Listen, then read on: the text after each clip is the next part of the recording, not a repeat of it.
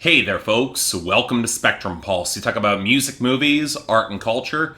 And today, we're going to be talking about the newest album from Armand Hammer called Paraffin. So I'll admit to being a little bit surprised that we got a new Armand Hammer record in 2018. Not to imply that the duo of Billy Woods and Elucid haven't been consistently churning out thorny, complicated projects throughout the 2010s, but 2017 was a busy year for Billy Woods, both with a solo release and Armand Hammer's Rome, which I covered late in the year with BZ430 over at Dead End Hip Hop. And while I definitely hold that Rome was not for everyone, the hooks are sparse, the rhymes are tangled, the conspiratorial vibe can make delving into the themes a pretty tough sell, I still hold it's a really great record that I return to this day. But Paraffin looked to be a different animal. Where Rome was fragmented and apocalyptic, Paraffin looking to be digging deeper into some weirder territory, exhuming the bones picked clean from the remnants of a society that was burned down in the last album. Not so much a sequel, but a deeper dive into some similar ideas. So yeah, after re-listening to Rome and reminding myself why it's a fantastic hip-hop album that was so close to making my year-end list, I geared up for Paraffin.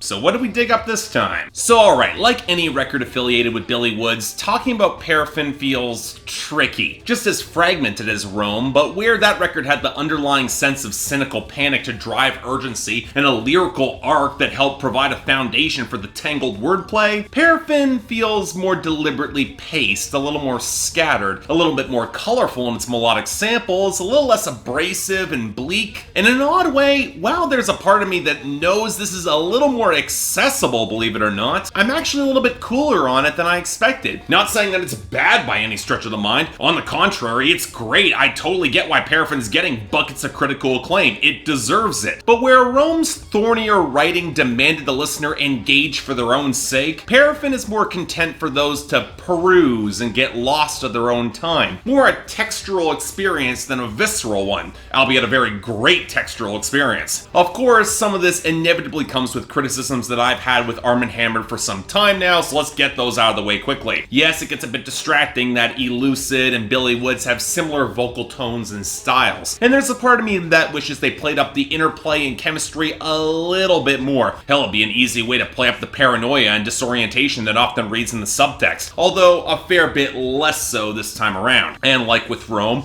the lack of a more defined hook can make engaging with some individual cuts on the album a little bit trying, although with less gripping and more of an inviting album experience, you think they try to bring in a few more hooks to complement the enhanced melodic focus here. I will say that there's a surprise sample that shows up on the final song that I'm a little bit stunned Armand Hammer managed to snag, and while I won't spoil who it's from, I will say that it complements Armand Hammer's still very gritty and textured tones remarkably well. Now granted, when I say that an Armand Hammer record is more inviting, it needs to be placed in perspective, because even for those familiar with this brand of grimy, underground hip-hop, maybe even calling back to the late 90s and early 2000s with Def Jux, Paraffin can be a tough sell from the production standpoint alone. The bass lines are murky and curdling and only occasionally roil into a cohesive groove, while the samples of electric guitar, horns, and hints of synthesizer and strings, they seem constantly on the cusp of being warped, stretched, or chopped apart in a beat switch, taking even stable melodies and adding that degree of uncertainty, all amidst a roiling murk of rumbling distortion and jagged texture. And at first listen,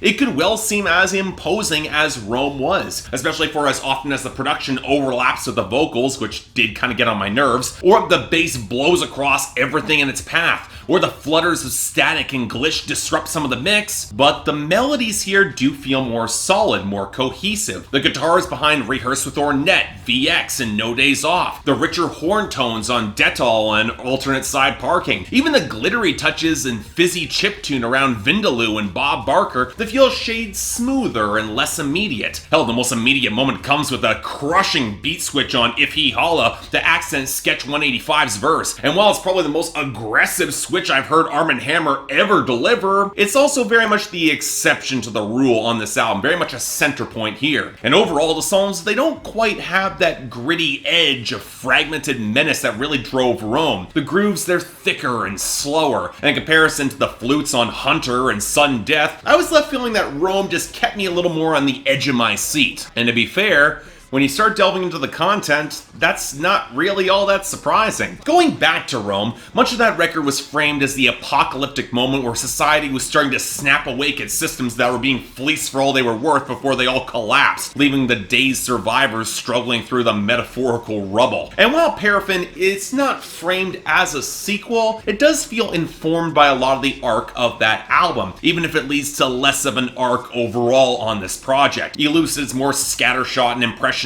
Honestly, I do wish he was able to tie together his imagery a little bit more effectively to really pull the thoughts together. And Billy Woods is still as paranoid and bitterly cynical as ever, but it leads to a tone where they almost seem to expect to wind up being the survivors in a breakdown in society, and yet that system hasn't quite collapsed yet. All just entering a new phase that feels all the more oppressive and just as corruptive to those who don't see the influences. And yet, what gives Paraffin its new edge is the more human framing of it all, the sort of self-awareness that can temper some of the paranoia and can make the weight feel just a shade more bearable. It's not quite as oppressive, even if the sick joke of it all still kind of hangs in the air, especially with the acknowledgement that so much of the posturing in hip-hop is masculine projection on this album, thinking with his dick and ego that he reflexively has to puncture in order to survive, and whether that's healthy or not is an open question. Rehearse with Ornette, great example of this. Yes, he's acutely aware of the psychic scars on his mind that has led his opinion to be marginalized despite its truth, but he's still going to call out that corporate rap industry that sells a very sanitized picture. No Days Off sets a great scene of intellectuals warned against entry in the face of a hungry child that Billy Woods is babysitting, a really great metaphor and how their theories that are so intellectual can crumble in the face of actual humanity, but to feed that child, you still need to participate in the system, face the nightmare of late-stage capitalism,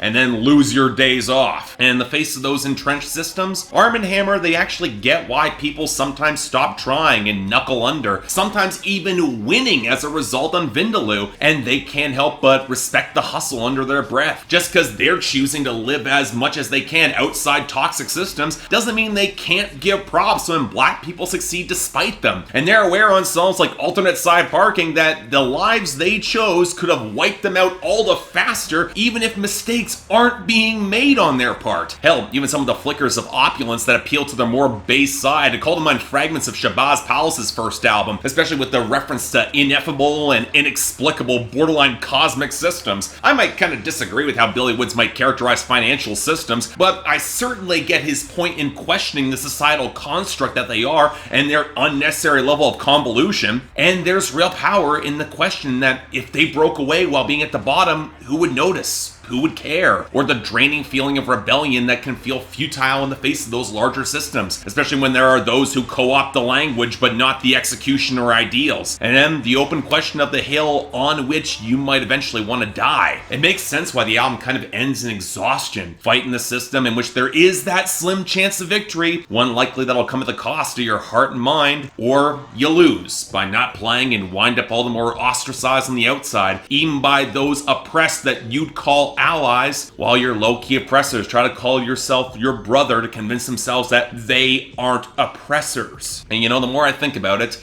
the more the reason I'm drawn to Rome more than Paraffin becomes sharply defined, because despite its fragmented panic in the face of collapsing systems, they are collapsing, and something might actually be found or rebuilt from the rubble. It's easier. There's a thrill as an outcast in surviving Ragnarok, whereas Paraffin, it's more honest, it's more realistic. And while Rome was just as aware of the human consequences in both stories, Paraffin forces the narrators to take them into account. And it's no surprise that while Rome's cover art is an impressionistic city on fire, Paraffin's cover, it's a photograph of a black woman with child, for of whom, if the systems fail, they could have the most to lose. In other words, it's hard for me not to feel like, despite Rome having more of a stronger base appeal to my sensibilities, Paraffin's probably the better album. More mature, more realistic, more nuanced, and simultaneously more accessible. And thus, in the acknowledgement of that complicated realization, giving it a light 8 out of 10, absolutely recommendation, and the sort of challenging hip-hop that definitely is not for everyone, I'll say it again, but it might be a good step if you're curious about this sound. Hell, get more people on board to subvert and break that system,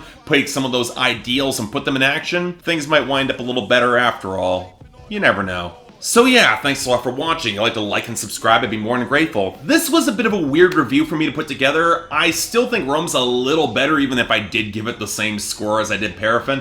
But yeah, this is something interesting. You want to buy the record or stream it, links down there below. And I got the poll up there for all you guys who are more detailed Armand Hammer fans to weigh in on this one, because I imagine it might be kind of controversial in terms of what rating someone would give it.